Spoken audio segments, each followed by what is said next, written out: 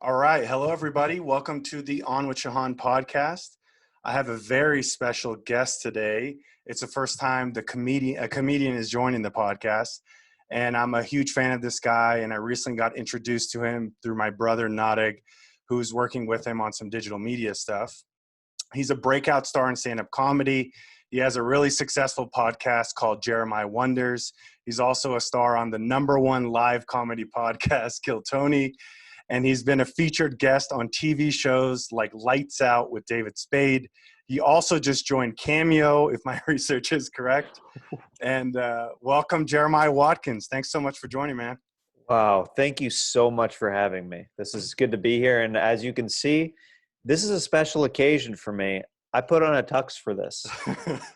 I really appreciate that. I feel like I'm underdressed now, so but it's okay. You're making me It's okay. It's okay. Right. I'm a big fan of you and your brother, so I thank you for having me on. I really appreciate that. We're huge fans of comedy, and we've been following you for some time, and that's why I think my brother reached out to you. It's just we think you're just absolutely hilarious in all the different bits you do.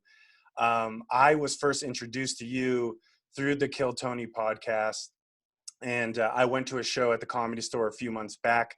It was my brother's first time going to the Comedy Store, and we got introduced to you. And then I saw you on the Stand Up on the Spot online. And then, like we were talking about before the podcast, I saw you on that roast session with Jeff Ross. You saw the promo with Bobby Lee. I agree. You are immensely talented guy. And so I wanted to know, I'm a huge fan of comedy. Eventually, I want to do some stand-up. I know probably a lot of people tell you that, but I truly am a big fan. What got you started in all of this? What made you want to become a comedian? I've gotten this question a handful of times, and it's usually a pretty similar answer. I'll try to give you something a little bit differently. I think, obviously, there's certain sketch shows and stuff that I grew up watching that kind of inspire you to, you're like, how do I do that? You see someone as a kid do something and you're like, I want to do that. I think that there was a couple people, like a couple actors and comedians who really made my parents laugh really hard. And I think I think a lot of comedians, if you ask them like what inspired them to start, I think that is at the very root of before the sketch shows and all that stuff. Like, it would be easy for me. It's easy for me to say shows like Saturday Night Live and Mad TV and those kind of shows are the reason why I wanted to get involved in comedy. But watching my mom laugh, just like die laughing, watching John Belushi in Animal House, and watching my dad just crack up, like watching Jim Carrey and Steve Martin and Chris Farley, and those are all like huge influences on my comedy. That I think is one of the things that kind of like gets you into it. You're like, oh wow, if those people are bringing that much joy to my parents, like I want to be able to do that for other people. Like that seems like an amazing gift to be able to give other people. So I think that's my answer. Right. No, that's great. And you mentioned like Chris Farley as comedy inspiration. I would say my favorite comedy is probably comedian is Patrice O'Neill. I just think he's like the most raw. Like, I like people, what I really enjoy about comedy, and a lot of the stuff you do is just uncensored, just funny stuff that like you're not holding back at all in terms of what you're saying. And we'll talk about this a little bit later, but I see you as another kind of rising star in this area where you're using your own platform to produce whatever content that you want versus going through a lot of these different networks. So I actually, let's segue into that. So two of the people that I've been really watching, I just started my podcast. I have like 12 viewers, but as we're gonna by the end of this podcast, we're gonna have 20, dude. So that's right. Get stoked. Yeah, I love that. But the guys I've been really watching is like Joe Rogan. I know he's a pioneer. I think he created a different business model for comedians to look at, where he creates a podcast, he creates this content. It's just him and Jamie. He probably has like somebody that's taking care of the facility or whatnot, but it's just two people. He says whatever he wants, whenever he wants. Same with Andrew Schultz in the East Coast. he released his comedy special online on YouTube. And you saw Louis C.K. a few years ago. He went direct to consumer with like a $5 special that Mm-hmm. he sold on his website. And then like Bill Burr is creating his own comedy network with All Things Comedy. I think the History Hyenas podcast just joined him as well. But do you see this is where comedy is going? It seems like the barrier to entry to like creating stuff, and you're really good technically too. You have like a bunch of sound effects and stuff on your podcast, and you're really good in terms of getting your content out there. Do you see this as the future comedians? Like, do you even want to be on SNL or a TV show anymore? It's hard to say with this recent pandemic and everything how things are going to go back, and if and how long before even live audiences and stuff like that, which is even affecting other podcasts that I'm involved with right now. But I still would like to be on SNL or have my own sketch show. I mean, obviously, if I have my own sketch show, then I have complete creative control, which is amazing. There's still, a small part of me is still a sucker for being a part of that specific group of people, though, who went through the halls of SNL. So, I mean, honestly, I'd love my own sketch show at the end of the day. Ideally, I'd love to do a little bit of time on SNL and then have my own sketch show, Right. or vice versa. I don't know how it would work vice versa. I don't know. But I still would like to be on some shows like that. I think that some people are really good at balance. I mean, you bring up guys like Rogan. It's like, that guy is someone who he does his own thing, but he also does mainstream stuff like the UFC. You know what I mean? Like, I think that it can be done. And I think that the people who are best at doing that are able to dip their feet in both worlds, do their own projects, but also when a network calls, still be able to be like, oh, I can do that. That's not a problem. That's kind of where I see myself and hoping that's where the direction that I'm headed in is still being able to do my own stuff, but still being able to take the calls. Oh, you want to host this awesome event? Absolutely. Let's do it. Right. Yeah, and I think one of the guys I've been tracking, Andrew Santino's also been doing a pretty good job with that He's fantastic at it. I mean, he's on the Dave show, right? yeah, he's one of the Yep. stars of Dave, and he has two great podcasts right now, Whiskey Ginger and Bad Friends. Is like, yeah, he's definitely like a great person to kind of look at, that who's doing a great balance of kind of being the comedian who he wants to be, but also being able to conform. I won't even say the word conform, being able to like I said, like some people find like network television as like a box or something like that. And it's like, I think that's kind of a negative way to look at it. I think that you can still do whatever you want, and regardless of limitations. Because sometimes when I have certain limitations, it actually pushes my creativity in different ways. Like if you have to do a set or something that is clean, your brain has to work differently than when it's just like you're just spilling and foaming whatever at the mouth. It's just a different creative process. So I enjoy the challenges of both. Right. And, it wasn't all glory for you. I know that it's tough being a stand-up comedian. I was just watching your one of your podcasts with Ryan Sickler, and you were talking about your life. And so, like, one thing I want to ask you is, I'm probably going to start once this thing opens up. I have a 5-minute set that's really bad that I want to try just to try it. But from your perspective, what was your worst like bomb on stage, or like a cringe audition that you had that you could share with the audience? Uh, there's been so many bad auditions. I've almost bombed more on auditions than even I maybe have on stage. The thing with me on stage is like, I think everybody has different definitions of a bomb, Hmm. because I think that the longer that you're in for it, like for the long haul, you kind of realize that at first you have a very definitive, like, oh, that was a bomb. And then the longer that you do comedy, you're able to kind of be like, that wasn't a good set, but I bombed gracefully, at least. Like I tried to, like, the audience is aware that I'm struggling tonight, rather than when you are new to comedy, you're deer in the headlights and the audience is like, this person's not even aware. Like they're so like that, you're not even self-aware yet. You don't even have your bearings yet, you know? Uh, there was I'll tell this story. I did this audition for this show called Disaster Date. It was an MTV show years ago. And it was a classic, just Jeremiah being too big. I've got throughout my career, tone it down. I get that. I've gotten that note a lot. It's like less. And I'm just like, Debatable. I like to go for it. I like to go for it. Right. So they said to come in with 3 characters. And I'm like, boom, got it. Right. Characters? This is my thing. This is my jam. I'm going to get this role.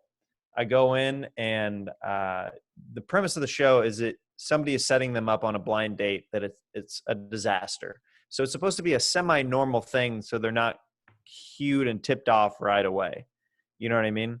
Right. So you have to kind of ground the characters somewhat, but I came in with characters that were so like barely believable as people.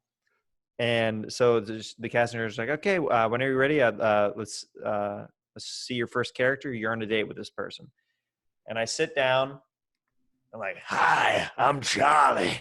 And she's like, okay, so this is our blind date. And she's like trying to go through with it because she already knows that this audition is going to be terrible. I'm like, right. I work at a cigarette factory. I fought in Vietnam. She's like, I start going off on like this craziness, and she goes, okay, I'm going to stop right here. This is a while back. She's like, you're like early 20s. Nobody's going to believe that you fought in Vietnam, or your voice sounds crazy. You're doing weird things with your face. Like they're going to know something's up immediately. And I'm like, oh, I thought you guys were like, maybe use prosthetics or something like that. She's like, it's not that kind of show. And she's like, do you have a different character? And I was like, yeah, no problem. And so I go to this next character, and it's still so big. It's like this surfer character named Wade or something. I'm like, hey, I'm Wade. Nice to meet you. Still doing like crazy stuff with my face and my voice, and just going way too big. And she asked for another one, and it was the same thing. Like I did the last one like very like more normal, and I'm like, well, that sucked. And then I left, and of course I didn't get it. I didn't hear anything about it. And years later, I ran into this casting director. I didn't even remember her. And she stops me, and she goes, did you audition for a show called Disaster Date? This would have been years ago. I go, yeah, okay, yeah, I remember that audition, yeah. And she looks at me, she goes, I never forgot that audition. God. And then like that was the end of the conversation. I was like, all right. And then she like walked away. Like it like was so bad, like that it scarred her. Like she is like replaying it in her mind years and years later. It had to be bad if she remembered it and you barely remembered it. Oh yeah, I was just like, what is right out, rolling off the back. Like, I get used to bombing. You get used to bombing after a while, where you're just like, it's not a big deal. On to the next thing. But yeah, that was something that happened that I was like, oh well, you know what? At least I'm memorable. You know what I'm saying, dog? Right. I know. I hear you. There's moments I have where like I'm in the car, I'm just like, oh my God, I can't believe that happened. And you got to live through those. You got to have those experiences to not care anymore. I want to also ask you, I hear from a lot of comedians, they do like the crappiest gigs, like at a bowling alley or whatever. Do you have like a weirdest gig that you've done in terms of a comedy show? Man, there's so many weird ones. I did a weekend at a sushi place in Morro Bay, where they paid us in sushi. Oh, wow. We had unlimited sushi, which was great. And we stayed in like the back house area of the sushi restaurant, which is probably illegal. Like everything about this was like so shady and under the table.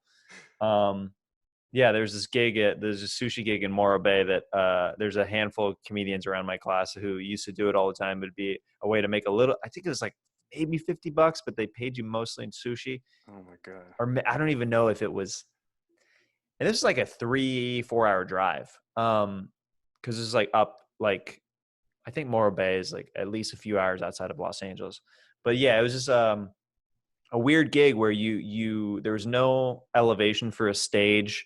It was literally just the floor of the restaurant, the mic, and the owner who booked you would heckle you during your set.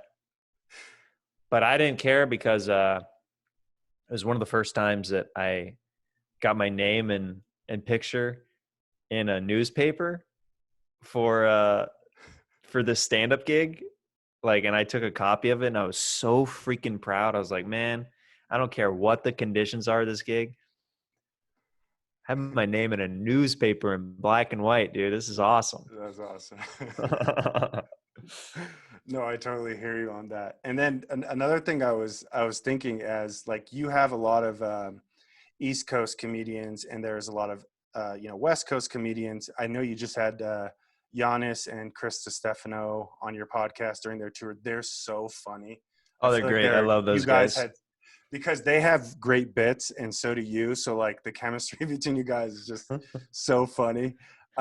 So like, curious from you, like a lot of East Coast comics, at least I just hear this from the podcast, but they say some of them were like, at least the old school comics are against podcasts, or they don't want to do it. They want to make their money off stand up. But times are changing. You have to have, there's this different wave coming in. What makes East Coast, West Coast comedy different? And then like, do you think that those comics who are now like slow to adopt these different podcasts, they'll eventually come in? I know Whitney Cummings was a comic that was resisting podcasts for a while, and then she jumped in too. But from your perspective, do you see that as something New York comics are going to adopt from LA comics? What do you see as the difference between the two coasts? Performance wise and style wise is the main difference that I see between LA and New York comics.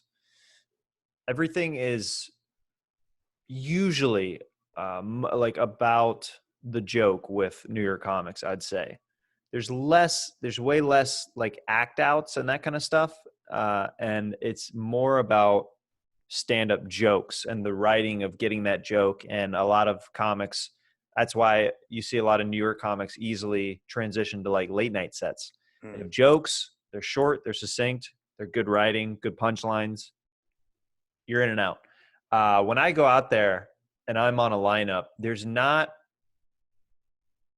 a lot of physical comics out there. So I stick out on a lineup big time because it'll be comics who, a lot of them will leave the mic in the stand, and then I'm, doing my thing. I'm going all around. Right. And just the energies are very different. So that's what I'll say about between like the coast is, I think that New York is I want to say just a little bit more focused on jokes rather than performance necessarily. I think that for me, like, performance is a huge part of my stand-up.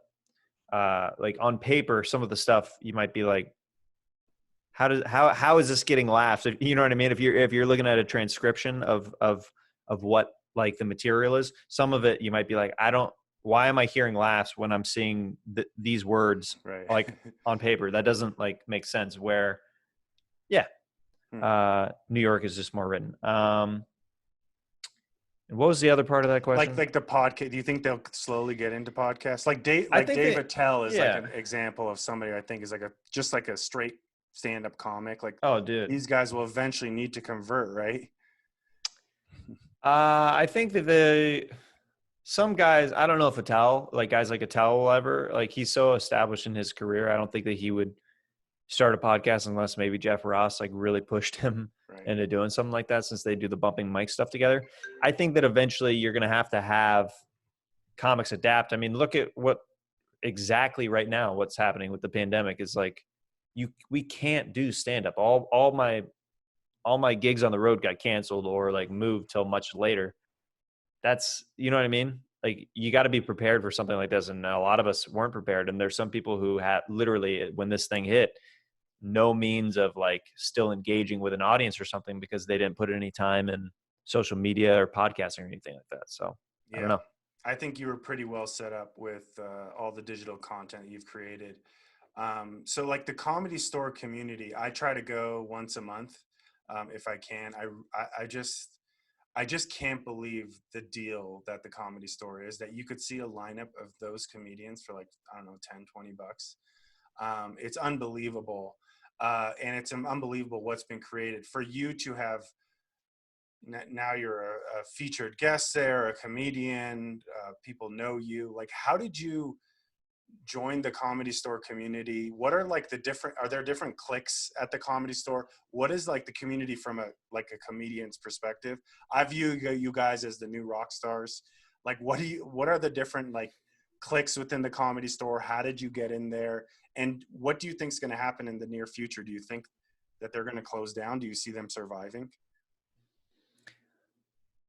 They'll survive for sure. It's just one of those things where I don't know how soon it's going to be, though. I think it's going to be much later than a lot of comedians think.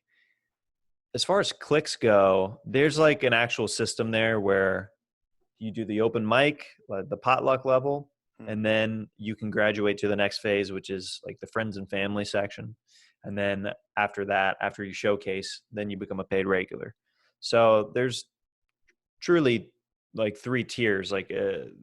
So it's sometimes it's clicky, I guess, just based on just like a status thing. Hmm. I don't think anybody really tries to do it, but it's literally like that's like one of the questions like you'll get, like, if you know how long you been coming here, you know what I mean? It's like, oh, I just started signing up for potluck. Then people are like, okay, this person's pretty new if they just start signing up, kind of thing.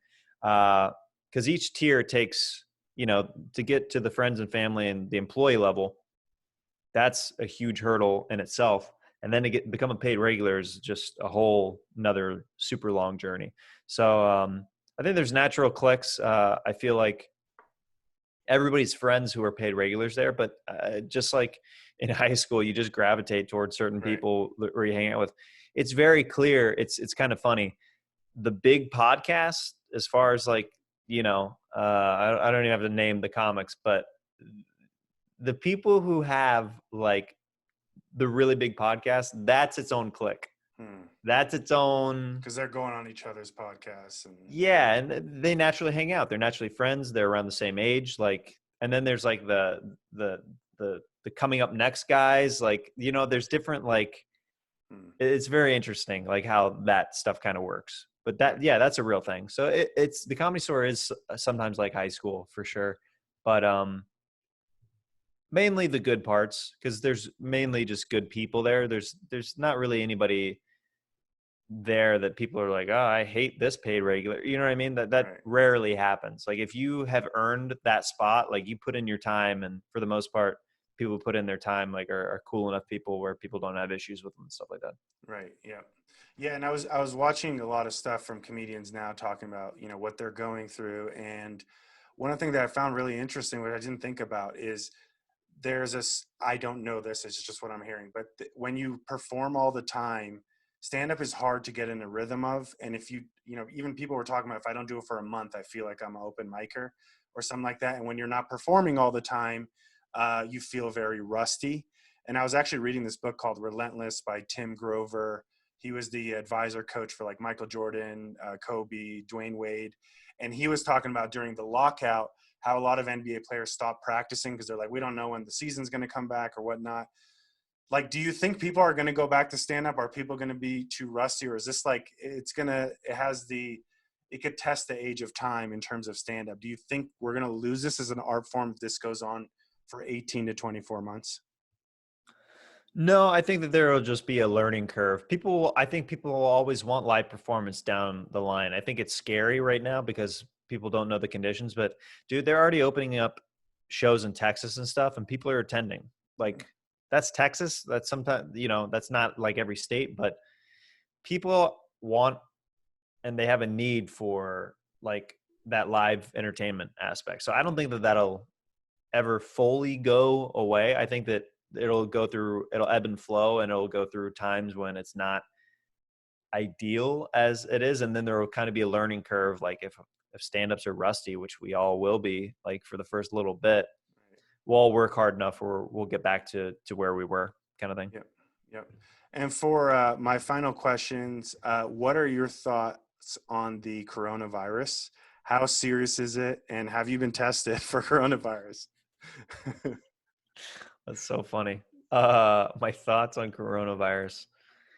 I think it's a real thing. I mean, people are dying from it. I'm not going to be the guy who's like, this is a hoax. I think it's a real thing. I haven't personally gotten tested. I've been taking the quarantine pretty seriously. We still are doing Kill Tony podcast, which some people might say like, well, you're not taking it as serious as others. Is like, do you have an audience or is it just you guys no, on stage? we're just in a studio. We're Okay. just doing it right now. And we've all been seeing each other every week for years. And we've all been quarantining outside of that. And luckily the mayor, the governor of LA, deemed podcasting an essential activity. So we fall under that weird umbrella. Right. So we've been taking advantage of that and still doing podcasts every week. And yeah, I mean, I think that, I think there's a reason why they're like, take this coronavirus seriously because people are actually dying from it and stuff like that. So Right.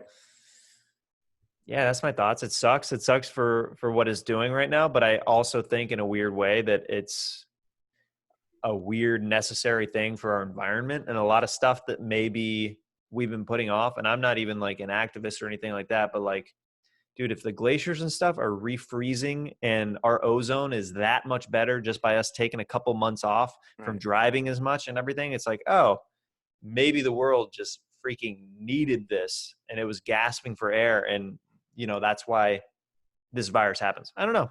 Yeah. Just a thought. Yeah. I mean, I agree with you in a lot of different ways. Like the way I kind of look at the coronavirus is, and I hear this from comedians. I do a lot of sales, venture capital, work with different startups, but I did a lot of travel similar to comedians. I was going on the road. It just makes you rethink your life and how you're going about doing things, to saying maybe I could be more productive, or maybe I was doing certain things certain ways just because everyone else was and you're following the herd. It just makes you kind of stop and think, okay, I could redo my life, design it the way I wanted to, and still get the same effects. And I won't get, as much of the negative that comes with all the travel and the stuff that you don't want to do, that I think is really important. But I just wanted to thank you so much, Jeremiah. I hope to do this again soon. I hope to see one of your live shows soon, hopefully in the summertime or something like that. But any updates or events going on with you that we can promote to now the 20 listeners that are viewing? No, I'm just at Jeremiah Stand Up on social media, and I got a great YouTube page, and it's just my name, Jeremiah Watkins. So, yeah, dude, nothing other than that. I just put out weekly clips and a lot of fun stuff in the works. Awesome. Thank you, man. I want to thank my baby bro, Nadeg, for getting this scheduled. Nadeg, what up, man? And thank you so much, Jeremiah. Stay safe, man. And I will be at your show, the first show that you release. Next time we're at the Comedy Store, let me put you on my guest list. We'll make it happen. Awesome. You got my contact info and stuff now. Would love to see you there, man. Okay. Thanks so much, man. Yeah, buddy. Have a good day. See ya.